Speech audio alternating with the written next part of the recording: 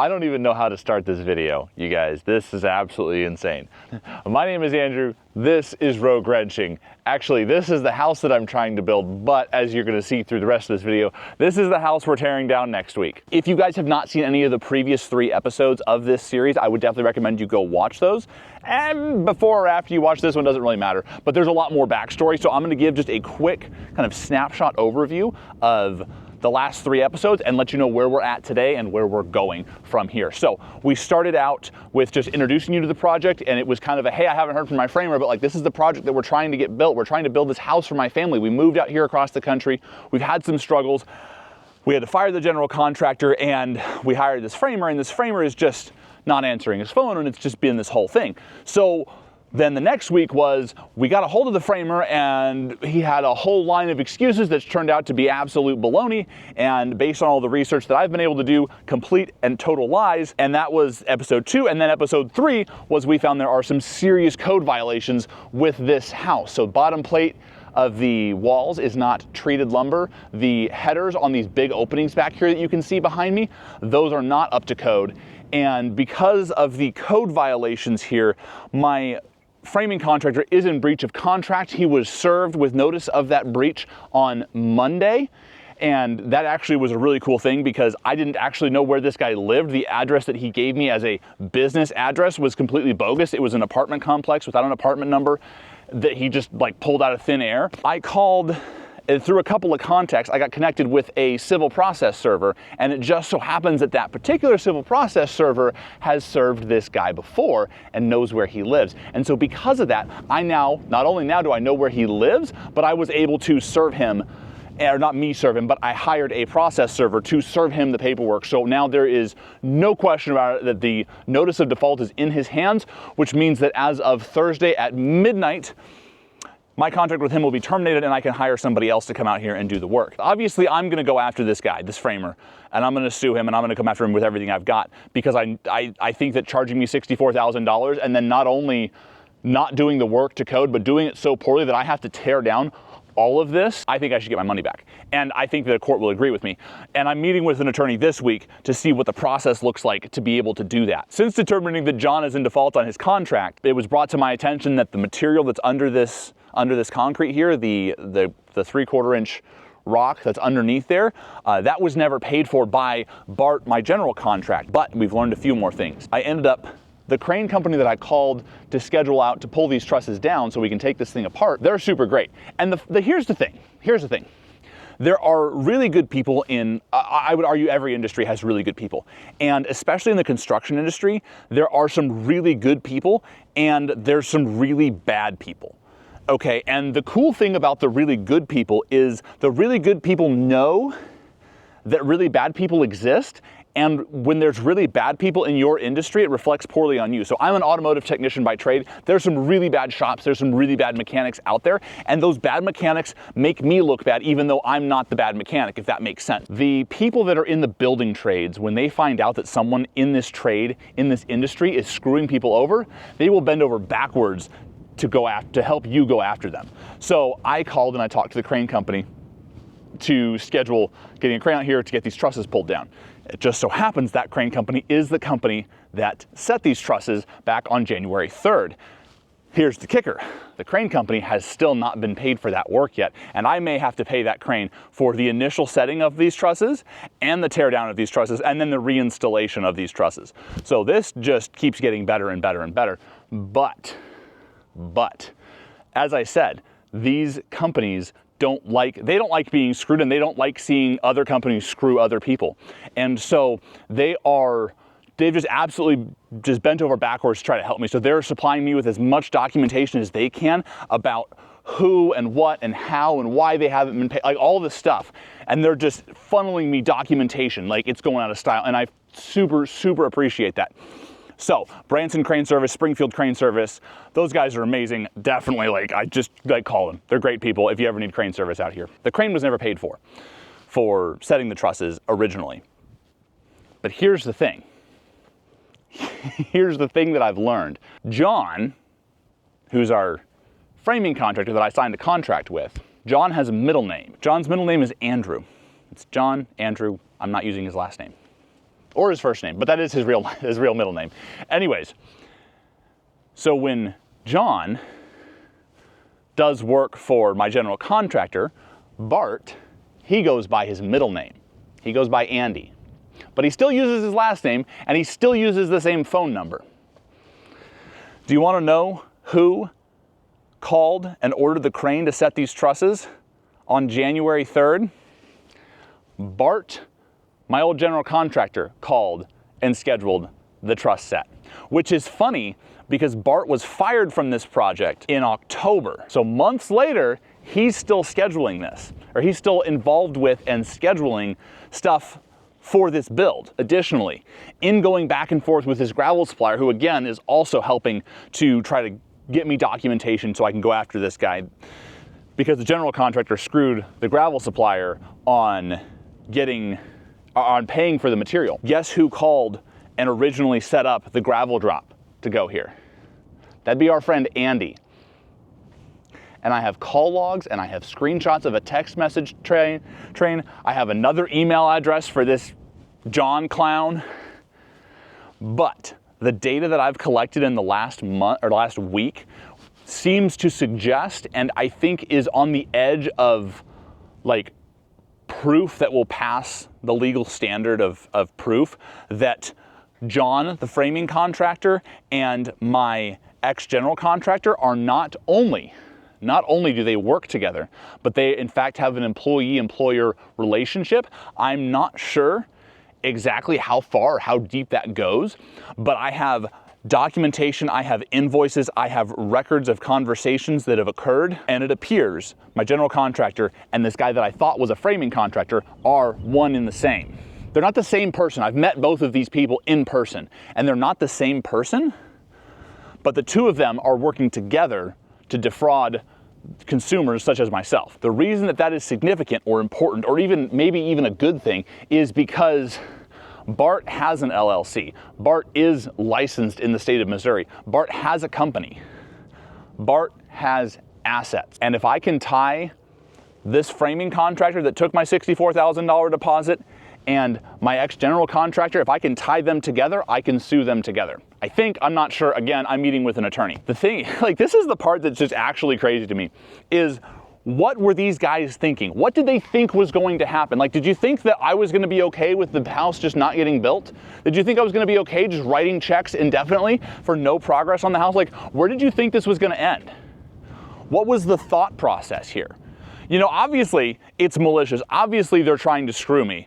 But what did you think was going to happen? Did you think I was just going to be like, oh, well, darn, I'm out $100,000. I guess I'll just move on. Like, where did you think this was going to go? Like, did you actually think you were going to get away with this? Honestly, did you think you were going to get away with this? Unfortunately, due to our legal system, it may get to a point of where even if I take them to court, even if I sue them, and even if I win, I may still never see my money again. When we can prove criminal fraud, then it's not just me and my attorney suing this guy civilly, it is me and the state's attorney general coming after this guy criminally. And if we can come after this guy criminally, that means a couple things. I can pierce the LLC and I can go after personal assets. And things move a lot faster and there's a lot more sway with a criminal case. So a civil case, this could drag on for a long time, get into litigation, like it's a whole mess. But if I can prove criminal fraud, that, my friends, while it sucks for me, it sucks for him worse. Anyways, so I don't know what's gonna happen. I don't know where we're going with this. I don't know how this is going to shake out as far as how all the dust is gonna settle. But what I do know is those roof trusses are coming down on the 10th. I have a framing crew that is starting on the 10th. It's an Amish crew. They've got a couple other things in the middle of that week, but we are gonna be here on the 10th. We're gonna start tear down on this house, and we are gonna get going on putting it back together. Probably. I am on their schedule as a tentative schedule, but because technically my contract with John from Pink Flamingo, because that contract is not technically up until next Thursday, if John comes out and he fixes all of the code violations and cures the default on the contract, then I'm still stuck in that contract and I have to pursue other means to fire him and get somebody else out here. However, John has been served with a notice of default.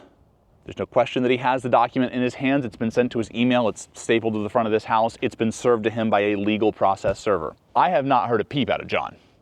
Not a call, not a text, not an email, hasn't showed up, nothing. I don't expect to hear from John, so I'm making plans to order materials, so I have a wall package from my local supplier that is been quoted, but we haven't ordered it yet. And we're holding off to actually place orders and actually get people out here to start working on it until we're legally out of that contract, because, and this is the problem with the legal system in this country. And it's not even a problem. This is the downside to being a legal, law-abiding citizen. Even though John is in breach of his contract, and even though he has stolen from me and taken advantage of me, I have to follow through with the letter of the contract, like the letter of the law. I have to follow everything to the letter and dot every I and cross every T as I terminate this contract, because if I don't and I sue him, he could use that contract as a defense, which is insane. That's even a thing that could be done. But I have to jump through a bunch of hoops, which unfortunately means I sit on my hands for 2 weeks while we wait on this clock to run out for the contract to be terminated. But the contract is going to be terminated on Thursday. When I bring you a video next week, I expect to be starting that video off with, we're out of our contract and the crane's on its way. We're doing everything we can to do this legally. And we are collecting so much documentation to come after this guy. We have lien waivers, we have receipts, we have invoices, I have all of the documentation. This guy is not gonna get away with it. The thing is that even if he gets caught, potentially even if he ends up in jail, which I'm not even strictly speaking opposed to, but even if he ends up in jail, the problem is that doesn't get my money back that I gave him.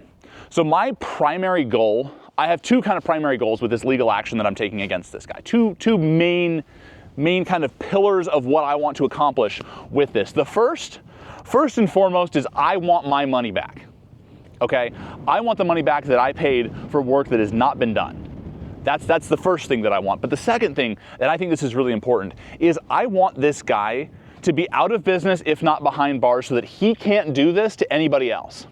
Because I'm in a position where I was able to catch this, in this stage, stop it at this point. This house didn't get completely built. And yes, being out at least $64,000, if not $100,000 is really, really lousy. Like, that sucks. But I am in a position and I have a skill set to where I can now go and do things on this house where I can just do the labor and I can cut some costs there. We can rearrange some other stuff. I have really good credit. We can borrow a little bit of extra money. I'm going to be okay. It sucks. Having $64,000 stolen from you is not something that anybody should have to go with, but ultimately I'm going to be okay. I'm going to be able to recover from this. Even if it takes me 3, 4, 5 years or more to recover from this theft, it doesn't end my life as far as like financially speaking. And not everybody is in that position. Most people, if you stole $64,000, it ruins them financially forever. And I am a calm and measured individual. I am following the law in every aspect. I am not a loose cannon, I'm not a hothead. But there are loose cannons and there are hotheads out there. It is really, really bold to use your real name in scams like this. It is really bold to put your actual address out there in scams like this. It is really bold to have a social media following where you claim to be this great and amazing contractor. I would like to be able to be the one who comes in and legally ruins this guy so that he can't do this to somebody else. So stopping this guy, Bart, and his co-conspirator, John, stopping them is the second and almost more important reason behind this legal action. Consumers shouldn't be taken advantage of in this way. You shouldn't be able to steal this kind of money and just get away with it. That's not right. I have to go through getting screwed. I have to jump through all of the hoops. I have to thread the needle of the legal process to be able to go after this guy legally and use this country's legal system to pursue this guy to the point where he is no longer in business and I can force him to stop doing this to other people. Substandard construction, Obviously, we caught it early on, but you don't always catch it early on. And it's very important that this guy be stopped. As I said, I'm using aliases, I'm using made up names because I'm taking legal action against this guy, and it's very important that I don't do anything or say anything that he could use as a defense against me. It is my intention, once we are through with that legal action, to name these people. I would like for you guys to know who these people are so that you don't get screwed by them. So if you have any friends in this area, you know to warn them about these people. But in the meantime, all I can do is tell you about their practices, how they operate, and how they took advantage of me so that you know what to watch out for wherever you are in the country, because people unfortunately do this, and it sucks and I hate it. That's kind of where we're at for today. We are collecting documentation to prove a connection between John and Bart that is beyond an occasional business relationship. I'm trying to prove employer-employee type of relationship, because if I can prove that John was working on behalf of Bart when he screwed me, I can sue Bart for this money and not just John. I am meeting with an attorney. I am working on a couple of other avenues to reach out to state authorities. That would be the Attorney General's office and my local prosecutor here in my county. And then additionally, I have sent a number of emails to various news outlets around the area trying to get a little bit of publicity for this story. And I don't know if any of those are going to pan out. I don't know if anything's going to happen from those, but ultimately this house is getting torn down. Because it's so far out of code, the most cost-effective thing is to tear it down. I did meet with a framer, and a lot of this material is going to be salvageable. We are going to have to buy 7 or 8 more roof trusses to replace the ones that collapsed. We're going to have to buy some of these studs. Because of the way this is designed, because we're reusing material, we're going to lose about 1.5 inches of ceiling height. So instead of having 10-foot ceilings, we're going to have 9-foot, 10.5 ceilings. I don't love that, but ultimately, if I can salvage $2,000 worth of lumber and I lose 1.5 inches of ceiling height, that's not that bad of a deal. So we are gonna be able to salvage quite a bit of the material here, which is good. That is good. That's gonna save us some money. The problem is, I don't know if this material has been paid for, because so far the gravel wasn't paid for, the crane wasn't paid for. I don't know what else hasn't been paid for on that, you know? And so that's my fear, is that the lumber wasn't paid for and I'm gonna have to pay for that again. That's where we're at for now. It's not great. It's actually pretty rough. That's what we got. And that's what we're gonna do, and that's where we're going. And I hope you guys enjoyed this video, and if you liked it, please give it a thumbs up so that it can spread to more people. Let's stop this guy. Let's work together as a community to make sure this guy can't hurt anybody else. And that's all I have for you fine folks. Thank you so much for watching. I appreciate it. I appreciate your support. Please keep watching these videos. Please keep sitting through the ads or pay for YouTube Premium. I don't care what you do. Ultimately, my goal with this video series is twofold. I want to grow the audience. I want to show you guys what's going on and share my story. But also, I'm trying to build an audience so that I can help recoup some of the cost from this guy that screwed me. So, with all that being said, thank you for watching. Please have a fantastic day, and we'll see you guys in the next video.